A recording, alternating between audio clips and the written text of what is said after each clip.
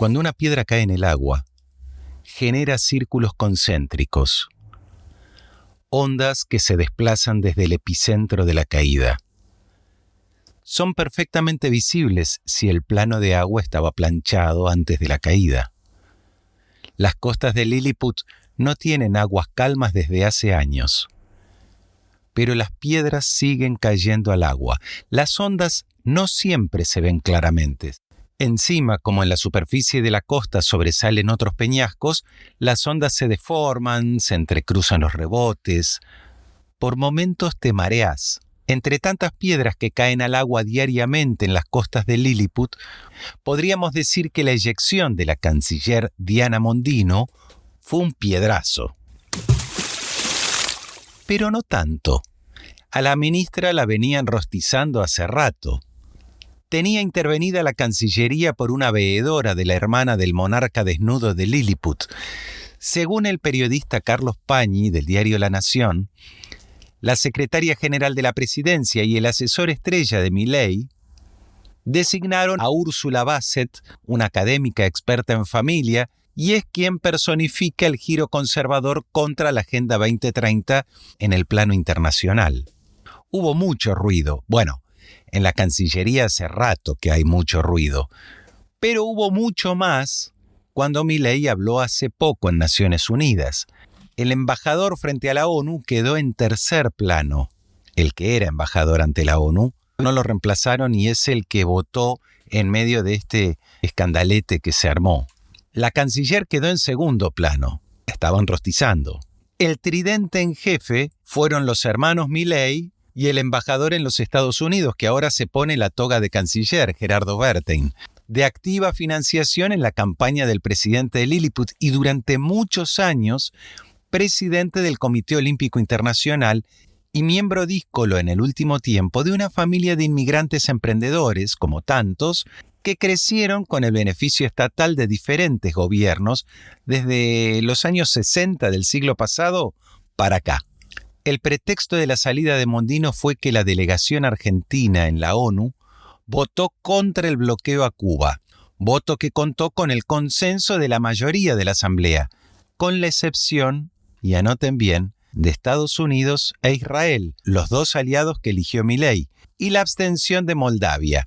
Es decir, una polémica más ideológica que política. Si la decisión va por ese camino, y no habría que dudar de las promesas presidenciales, mientras miramos cada vez con mejores ojos a China para que nos extiendan el swap y reciban bien al presidente en enero. El viaje en enero se mantiene, ¿no?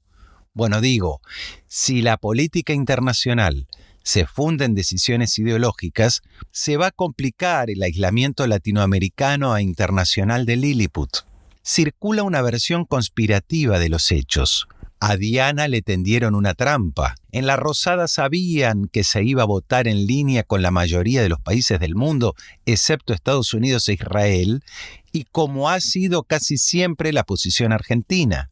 La dejaron correr para exponerla. Fue la segunda que le hicieron en una semana. Antes había sido la inclusión de la denominación Falklands en un documento oficial en lo que ella no tuvo nada que ver. Retrucan desde la intimidad de la ahora ex canciller con la mirada puesta en la hermanísima Karina Milei y en el superasesor Santiago Caputo, dos de los lados del triángulo de hierro del poder. De esta manera lo cuenta el periodista Claudio Jacqueline en el diario La Nación. Marcelo Bonelli, en su cuenta de X, dice que en el Ejecutivo buscan que el servicio exterior esté alineado con Estados Unidos y en contra de la Agenda 2030. Claro, en la Casa de Gobierno de Lilliput jugaron a pleno con que el martes que viene gane el Pato Donald en las elecciones presidenciales de Estados Unidos. Y hay que ver cómo sigue el camino de intervención y depuración del cuerpo diplomático que se viene anunciando. Con Cuba puede haber 1000 discusiones, pero su diplomacia es un factor clave a la hora de juntar los votos en la ONU para apoyar el reclamo argentino por la soberanía en Malvinas. ¿Reclamo dijo? ¿Soberanía dijo? ¿Malvinas dijo? El que tiene clarísimo el tema ideológico y la batalla cultural es el médico Daniel Parisini, influencer libertario conocido con el alias de Gordo Dan. Algunos dicen que comanda un batallón de trolls mientras pontifica en un programa llamado La Misa desde el canal de streaming Carajo. Tenés en el Estado sobrevivientes, digamos, del kirchnerismo, del macrismo, El radicalismo. de radicalismo, de administraciones anteriores y gente que labura de años, que literalmente son comunistas que siguen laburando en el Estado. Microgolpistas. Y como el Estado es tan gigante, por ahí es gente que todavía no se ha logrado, digamos, barrer, digamos, o terminar de echar para poner los propios. Esto acá repito, hay que poner a los propios. Los propios a veces es un amigo, un conocido, que vos sabés que está con la ideología adecuada, digamos, que te da la confianza suficiente para llevar a cabo una tarea en la cual implica no traicionar la ideología del presidente, que es muy importante. Considero que tiene que haber idoneidad, pero también tiene que haber selección ideológica y compatibilidad, digamos, ideológica de la persona que está entrando, porque de pronto vos metés a una persona a laburar el Estado que tiene, qué sé yo, medalla de oro como Kicillof, que no sé qué medalla de oro tenía, pero tenía medalla de oro en una facultad, y te cumple con todos los requisitos y tenés un tremendo comunista hijo de puta que te va a tirar para atrás y que te va a hacer microgolpismo desde adentro del Estado. No hay que tenerle miedo a las críticas, hay que poner a todos los propios, primero tienen que ser propios, por supuesto que tienen que ser idóneos, pero tienen que ser fundamentalmente propios y de confianza, y que tienen que conocer la línea histórica de pensamiento del presidente Milei, sobre todo en áreas tan sensibles, digamos, como el ministro de Relaciones, como el Ministerio de Relaciones Exteriores, ¿no? Que el presidente tiene una posición muy marcada y que creo que está dando una batalla ideológica no solo hacia el interior del país, sino hacia la totalidad del mundo. O sea, es un cambio de paradigma mundial lo que está proponiendo el presidente Milei. Por lo tanto, los funcionarios creo que tienen que comprender eso. Dos detalles que se le escapan al doctor Parisini. Si nos ponemos estrictos en esto de poner a los propios que coincidan con el ideario del monarca desnudo de Lilliput, podemos entrar en contradicción con el propio ideario del monarca, que acaba de publicar un decreto, el 959/2024, publicado en el Boletín Oficial y firmado por el mismísimo presidente Javier Milei, junto con el ministro de Desregulación y Transformación del Estado, Federico Sturzenegger, donde en cierto grado y medida se prohíbe el nepotismo, es decir, la designación de familiares en el gobierno. Lo que se prohíbe son los cargos hereditarios, pero se cita la necesidad de demostrar la idoneidad para el cargo que se va a desempeñar, algún tipo de examen. Claro, esto de que no haya familiares en el gobierno está bien, no fue hereditario, pero tampoco demostraron su idoneidad. Por ejemplo, la hermana de quien firma el decreto, ¿no? El mismo presidente de la Nación. O el hermano del vocero, que está como asesor del Ministerio de Defensa. Y algunos familiares de otros influencers que también están ocupando cargos en el gobierno. Y otra cosita en la que recomiendo no ponernos demasiado estrictos con este temita del ADN ideológico libertario, porque podríamos quedarnos sin varios funcionarios, entre ellos el flamante canciller, miembro de la familia Bertheim. Primero vinieron por los comunistas y no dije nada porque yo no era comunista. Luego vinieron por los judíos y no dije nada porque yo no era judío. Luego vinieron por los sindicalistas y no dije nada porque yo no era sindicalista. Luego vinieron por los católicos y no dije nada porque yo era protestante. Luego vinieron por mí, pero para entonces ya no quedaba nadie que dijera nada. ¿Cuántas veces recitaste este poema? ¿Cuántas veces dijiste o supusiste que pertenecía al escritor comunista alemán Bertolt Brecht? Bueno, en épocas de copy-paste, plagios, fake news y títulos usurpados, tenemos que decir que no. Quizá ya lo sabías, el poema no es de Bertolt Brecht. Es de un pastor luterano alemán que al principio simpatizó con las primeras propuestas de Hitler. Como cuenta Enrique Medina en página 12, en el año 2006, el verdadero autor, Martin Niemöller, nació en 1892 en Lippstadt. Fue condecorado en la Primera Guerra Mundial como oficial de submarinos. Tuvo simpatías por el primer nazismo, pero terminó en prisión cuando puntualizó que él, como pastor luterano, tenía un solo Führer, y ese era Dios. Desde 1937 a 1945 estuvo en los campos de concentración de Sachsenhausen y Dachau. Al salir se convirtió en presidente del Concilio Mundial de Iglesias Protestantes y en el discurso de Asunción proclamó este credo confesional que lo caracteriza.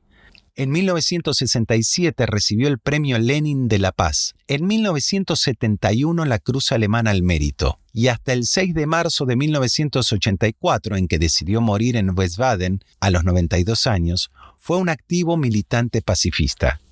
El credo, armado como poema, algunas veces con el título agregado Ellos vinieron, y con quitas y añadidos, según intereses de coyunturas, fue traducido a todos los idiomas, respetando su autoría. Inexplicablemente, solo en nuestras extraviadas tierras se promueve el plagio en perjuicio de la verdad. Esta es una de las tantas versiones de lo dicho por Niemöller. Vuelvo por un minuto al artículo de Medina en página 12, porque me parece muy sugestivo que justo en el año 2006, Medina diga que una buena intención se torna grave cuando, sin investigar, para validar lo propio, ya sea por ignorancia o ligereza, se recurre a pruebas o conceptos equivocados, pero bendecidos por el paso de los años que, por la sola repetición, alcanzan la mitología. Sigue diciendo Medina, esto se transforma en pensamiento único, y el pensamiento único, además de mentiroso y aburrido, es peligroso y grave, porque el tergiversar informa mal y confunde al destinatario, y sobre todo se ningunea la legitimidad. Borges siempre viene a cuento, sigue diciendo Medina. Se abusa de que él dijo que la democracia es un abuso de la estadística, sin avisar que la cita es un suave plagio a Pío Baroja, que mucho antes, en las Españas, escribió «La democracia es el absolutismo del número». Por esas cosas del pensamiento único, de la tergiversación, del plagio, de la confusión, es que nos permitimos sugerir, doctor Parissini, déjate de joder.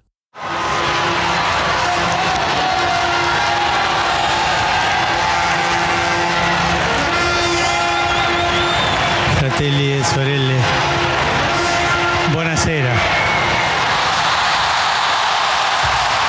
I miei fratelli cardinali sono andati a prenderlo quasi alla fine del mondo, ma siamo qui. Desde los confines del mundo. Vamos a contarles historias raras, historias de náufragos, historias de sobrevivientes. Mucha de la gente que hace esta crítica son literalmente liliputienses. Nos dijeron tantas cosas. Liliputienses. Bienvenidas y bienvenidos a Noticias desde Lilliput. Hola, ¿cómo estás? Soy Andrés Lagota y aquí aceptamos el desafío de asumirnos como liliputienses. Te recuerdo que tenemos un número de teléfono, el +54 911 30 96 91 72, para que nos dejes mensajes en Telegram y WhatsApp. Y si quieren colaborar con la continuidad de la serie, podés sumar unos pesitos compartiéndonos un tecito. El link para colaborar está en la descripción del episodio.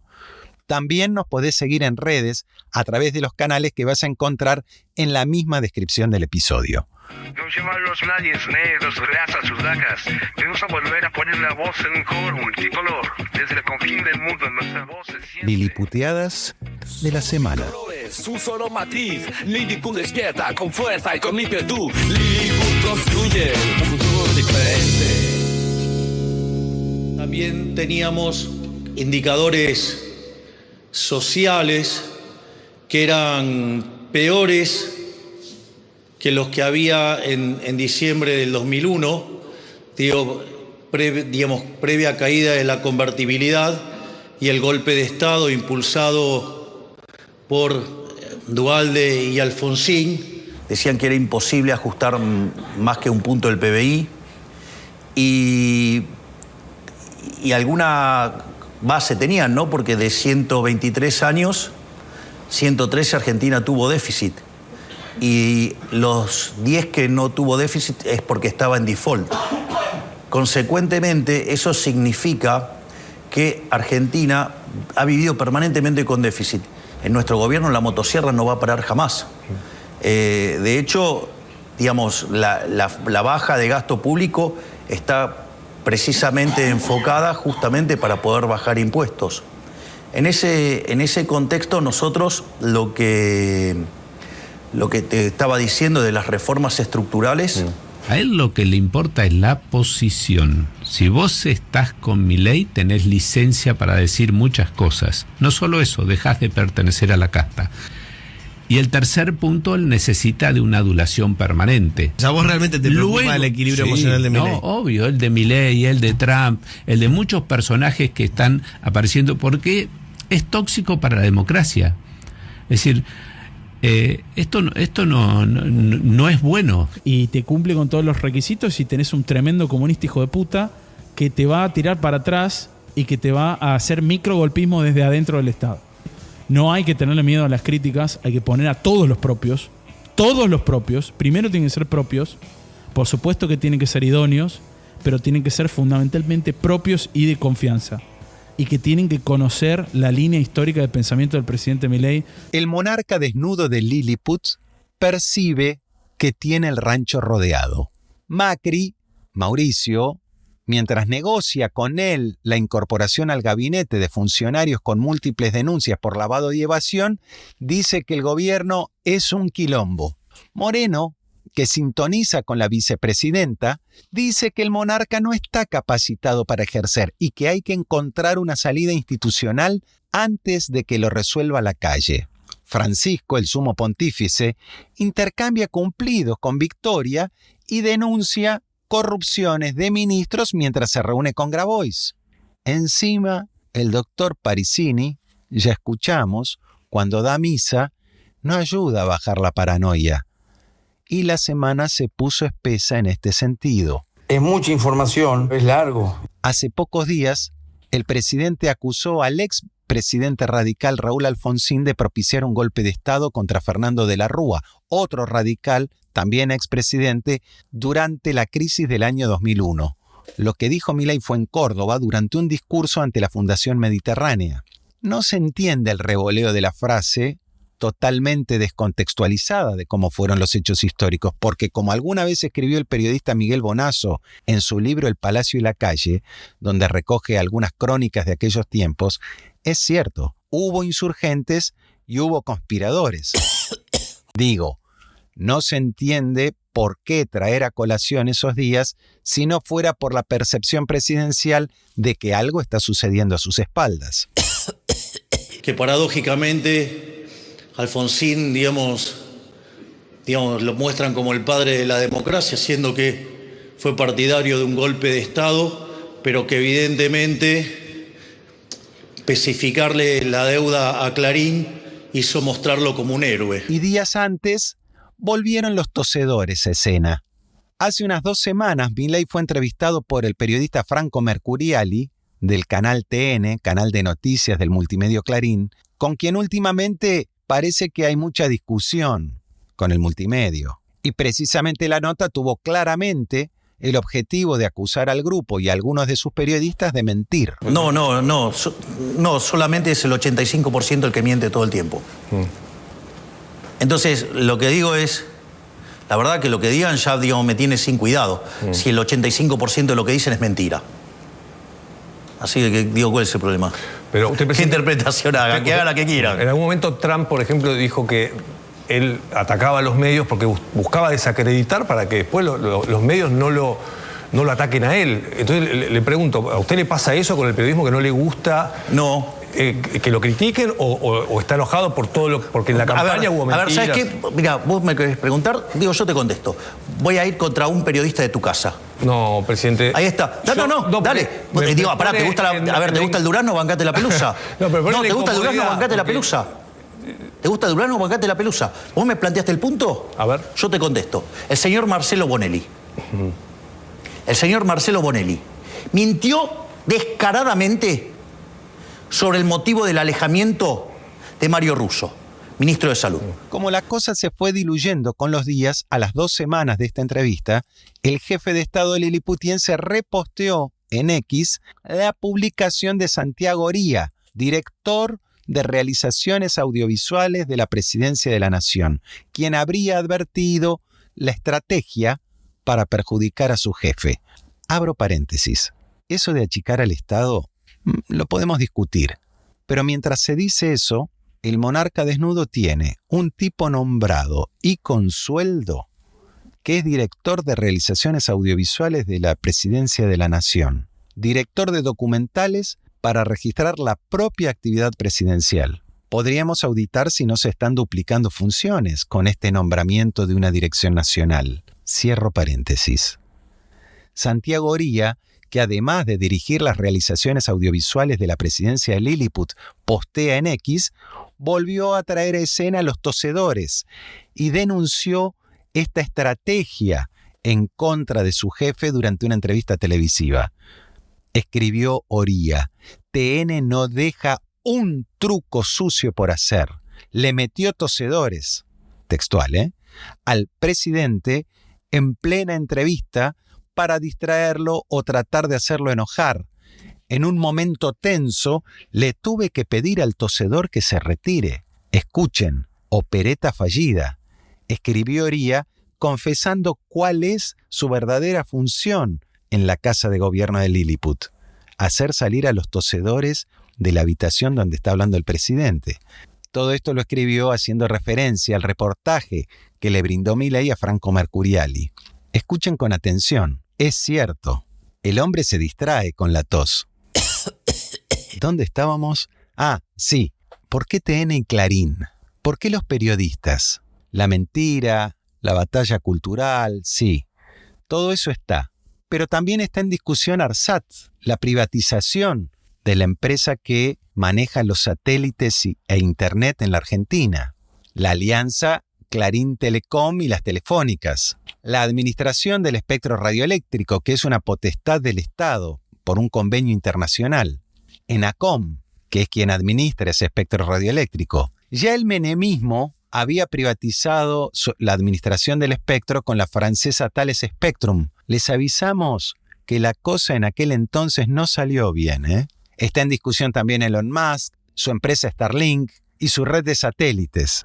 Ahora también se anuncia que Juan Cruz Ávila, antiguo gerente de noticias en varios medios, se muda nuevamente de La Nación Más al quebrado Canal América TV, de donde venía, con casi todo el staff de periodistas. Parece que tienen como una combi que va y viene, no quedan muy lejos un canal del otro, todo está en la zona de Chacarita, Palermo, Hollywood. Claro, se abren un mar de preguntas. ¿Quién pone la plata para este cambio? ¿Milei se queda con América TV? ¿Qué va a pasar con La Nación Más? ¿Era una plataforma de Macri? ¿Tiene algo que ver en el cambio? Digo, como moneda, pasamanos, que el grupo Vila Manzano, dueños del quebrado Canal América TV y de la empresa Edenor, suenen como posibles beneficiarios de las privatizaciones energéticas que anunció el gobierno, o de la condonación de deudas que danzan entre Camesa, Enarsa, provisión de gas, generación y distribución de electricidad. Aviso que dejé de ser de Boca cuando cierto personaje volvió y cuando apareció un 5 que tenía menos marca que la salada. Eso hizo que yo dejara de ser de Boca. Es raro que un hincha, y sobre todo de Boca, se baje así del caballo. Vio lo que se dice, aguantar los trapos, no importa que al equipo le vaya bien o le vaya mal. Es como una forma de ser, ¿no es cierto? Es una pasión. Boca es una pasión, como tantas cosas en la Argentina. Para refrescarlo, vamos a traer a otro hincha, apasionado, en este caso de Racing. Para hablar sobre pasiones, escuchemos a Franchella. Bueno, ¿qué es Racing para usted? Bueno, una pasión, querido. Aunque hace 9 años que no sale campeón. No, una pasión es una pasión. ¿Te das cuenta, Benjamín? El tipo puede cambiar de todo. De cara, de casa, de familia, de novia, de religión, de Dios. Pero hay una cosa que no puede cambiar, Benjamín. No puede cambiar de pasión. Fuegos artificiales y fondo. En medio está la gente. Vademecums modificados, medicamentos que ahora son de venta libre y que ya no tienen descuento para obras sociales y para el PAMI. Pareciera que abrieron las puertas de un drugstore en Lilliput, como si pusieran a la venta los lugares para cargos selectivos y así financiar la campaña. ¿Eso ocurrió o no?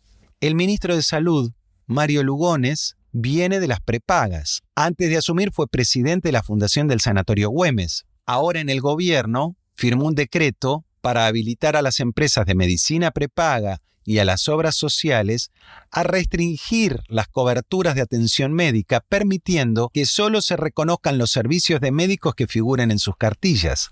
Esta medida, que busca reducir los juicios, los derechos de amparo, los conflictos legales, desató una ola de inquietud entre los afiliados que dependen de estos servicios para cuidar su salud y la de sus familias. Hay quien dice que el presidente está desnudo. Hay una interna feroz. Hacen esfuerzos por presentar datos financieros como buenas noticias, pero la plata para pagar los vencimientos no aparece, y hay una disputa feroz sobre el rumbo. Paolo Rocca celebró los buenos números, pero alertó sobre los malos, y nuevamente, como está de moda ahora, invistió la discusión de ideología. El CEO del grupo Techint pidió levantar el cepo cambiario porque, según él, tiene un poder destructivo sobre la actividad industrial. Rocca aseguró que la reducción del peso del Estado, la cancelación del déficit y la sustancial reducción de la complejidad de las regulaciones y de la economía, son un punto de transformación muy profundo para el país. Pero a la vez criticó las importaciones provenientes de China, denunciando prácticas de dumping. China no es una democracia, es un gobierno autoritario, dijo Rocca en una reunión de empresarios del acero. Unos y otros saben que no tienen mucho tiempo. Ninguno tiene mucho tiempo. El aguante no es eterno. Las tensiones mundiales están al mango. Muchos tienen expectativas de que haya definiciones este martes, después de las elecciones en Estados Unidos, según quien gane. Pero no está nada dicho. Las prioridades de quien gane son otras. Tienen 2 guerras en curso, en Ucrania y Medio Oriente. Crecen las tensiones en el mar de la China y África, como que no sabemos bien qué pasa en África, ¿no? Pero también es un territorio en disputa. Las disputas no son étnicas ni religiosas, son por las fuentes de materias primas, por los territorios, por cómo cada bloque en conformación llega mejor posicionado a un enfrentamiento mundial que cada vez parece más cercano. Entonces, de repente, aquí en Lilliput, hay un soberano que proclama su alineamiento con Estados Unidos, Inglaterra e Israel, pero necesita de los yuanes chinos para las reservas y planea visitarlos en enero. ¿Cómo va a caer en Washington eso, según sea quien ocupe la Casa Blanca a partir de los resultados electorales del martes? Y entonces aquí aparece un empresario ítalo-argentino como Paolo Rocca, el dueño de Techint, que dice: todo lindo con los números positivos, pero ojo con China. ¿Qué pasa? Techint va bien con el petróleo de Vaca Muerta. Va bien si tiene que poner los caños que le paga el Estado para hacer el gasoducto que lleve el gas que ellos sacan de Vaca Muerta a donde haga falta. Pero si esos caños los ponen los chinos, ahí ya no. No son una democracia. Bueno, claro que no lo son, pero lo que está en disputa no es la calidad institucional de China ni la de Lilliput tampoco. Vieron que las disputas entre familias italianas a veces en las películas no se resuelven bien, en forma pacífica. Resulta que Mauricio Macri, llamativa coincidencia, después de que sus diputados garantizaran que se mantuviera firme el veto presidencial a la ley de financiamiento universitario que había sido aprobada por el Parlamento, empezó a ocupar con exfuncionarios de su gobierno, exfuncionarios de empresas amigas, puestos claves en salud, en la Secretaría de Energía, y llamativamente también se empezó a hablar de privatizaciones. Hubo enroque de funcionarios. No hay ningún problema con la contraposición de intereses. Si fuiste empleado, gerente o dueño de una empresa y pasás a ser funcionario estatal del mismo sector y después pasás a tener un cargo en la empresa estatal que puede ser privatizada justamente a la empresa de la que fuiste empleado, no pasa nada.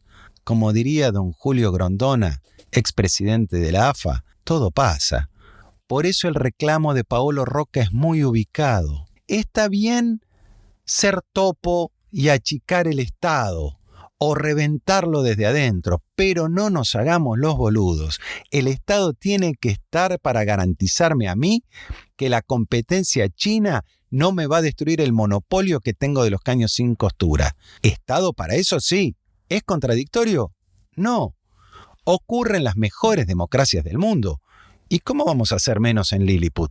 Mientras el Mauricio, que no es el Mauricio, cree que va a copar el gobierno, porque hay que ordenarlo. Ya lo dijo, el gobierno es un quilombo. Y hoy no vamos a tener entrevista. Vieron que estamos muy internacionales, ¿no? Con una mirada así muy abierta, muy geopolítica. Bueno, en realidad todo el subcontinente está recalentado y la disputa es tan feroz que es a los tiros. No es la primera vez, pero en esta semana los vehículos en los que iba el expresidente boliviano Evo Morales fueron atacados a balazos. Hay versiones de que habían querido pasar un control policial antidrogas. Estas son las versiones del actual gobierno boliviano, que preside Arce, que fue el ministro de Economía de Evo Morales. Lo llamativo es que quienes abrieron fuego, hablamos de 18 balazos, 4 en uno de los vehículos y 14 en el otro, salieron a los piques del lugar, se refugiaron en un cuartel del ejército y se tomaron un helicóptero para salir cuando los campesinos de Cochabamba estaban rodeando el cuartel. Y frente a estos campesinos, los que custodiaban el cuartel, gente del ejército, dijo: nosotros no tenemos nada que ver, los que se fueron son policías. Me cuesta decir solamente que es raro. No es la primera vez que se atenta contra un expresidente en el sur del continente, también se atentó en el norte. Raro es poco. Están pasando varias cosas en simultáneo y es necesario prestar atención a cómo se va desarrollando el asunto. Este fin de semana hubo elecciones en Uruguay. Ganó el candidato del Frente Amplio. Ahora va a tener que ir al balotaje y habrá que ver si se suman los votos del segundo y del tercero. Pero queríamos quedarnos con algunas ideas de otro expresidente que, como se dice en la jerga del carnaval, va cantando la retirada. Mi madre me preguntó de qué va la retirada y le dije que de la luna. Y me miró como diciendo que todos los años habla de la luna. Y me di cuenta que tal vez sí, que cantarle a ese globo gigante, a esa esponja que brilla, es la manera de cantarle a todo. Que cantarle al gran faro del mundo es la manera de gritarle al viento, de pedir más tiempo. Como cuando uno mira el cielo y no entiende nada. Como cuando uno mira el cielo y entiende todo. Tal vez porque la luna es testigo y sabe que no existe el olvido. La retirada es una canción con la que la murga cierra el espectáculo. Está codificada por una larga tradición, intenta transmitir cierto sentimiento contradictorio de tristeza y alegría que tradicionalmente embarga al murguista al finalizar cada función. Se va, pero sabe que el año que viene va a volver. Y en esta mezcla contradictoria de tristeza y alegría que se da en la retirada, el Pepe Mujica nos deja una idea que quizá nos pueda servir en las dos orillas del Río de la Plata. Soy un anciano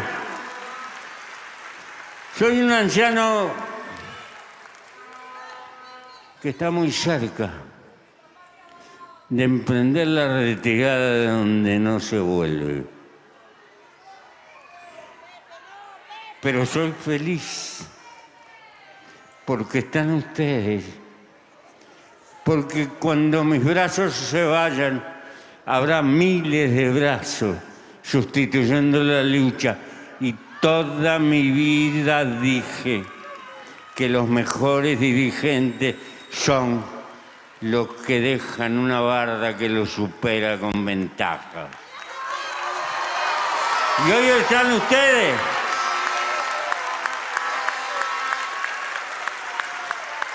Está Yamandú, está Pacha, hay miles. Y otros que esperan, y otros brazos jóvenes. Porque la lucha continúa por un mundo mejor. Y he gastado mi juventud, mi vida, junto con mi compañera, que estoy vivo por ella y por esa otra mujer que es mi doctora. Si no me hubiera ido. Y tengo que venirle a agradecerle de corazón. Y simplemente, del punto de vista político, para que se lo lleven acá. Los más jóvenes van a vivir un cambio en el mundo que no ha conocido la humanidad. La inteligencia va a ser tan importante como el capital, lo que significa que la formación terciaria se va a imponer para las nuevas generaciones. Por eso hay que pelear por el desarrollo, para tener los medios económicos que se puedan meter en la cabeza de los que vengan. ¿Por qué? Si no somos capaces como país de educar y de formar a las generaciones que vienen, van a pertenecer al mundo de los irrelevantes, de los que no sirven ni para que los exploten. Este es el desafío más grande que tiene el país.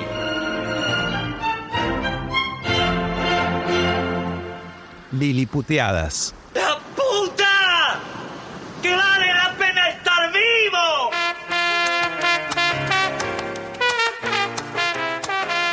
Liliputeada, evento que nos ayuda a contar lo que pasa en una tierra que a menudo nos duele, pero que queremos entrañablemente.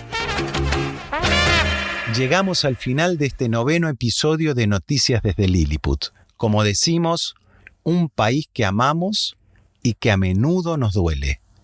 Les recordamos que si quieren colaborar con la continuidad de la serie, pueden aportar unos pesitos compartiéndonos un tecito.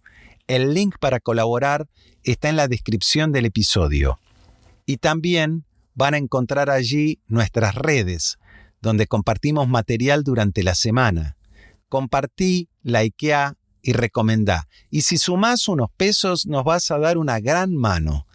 Soy Andrés Lagota y nos encontramos en el lado B de Noticias desde Lilliput y muy pronto en otro nuevo episodio.